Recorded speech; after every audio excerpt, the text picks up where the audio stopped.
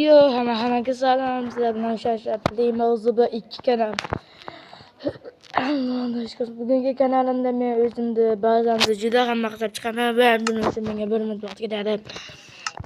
Birinchida o'rtog'imni narsaladi va meni narsaladi.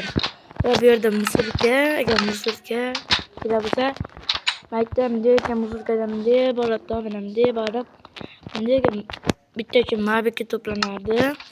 Endi mabik to'lgan. Lekin bu yerdan zerikmay mabik qildim mana.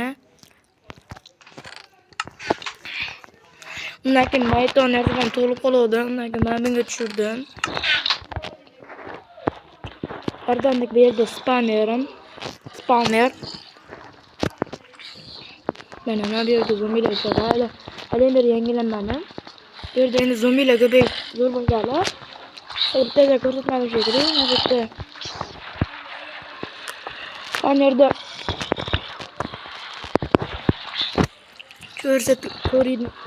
ko'radigan joy. Mana shuncha zombilar bor. Buni yorug'lik ko'paytirib sizlarga ko'rsataman mana. Yop-yorug' bo'ldi degan iltimoslar ham mana.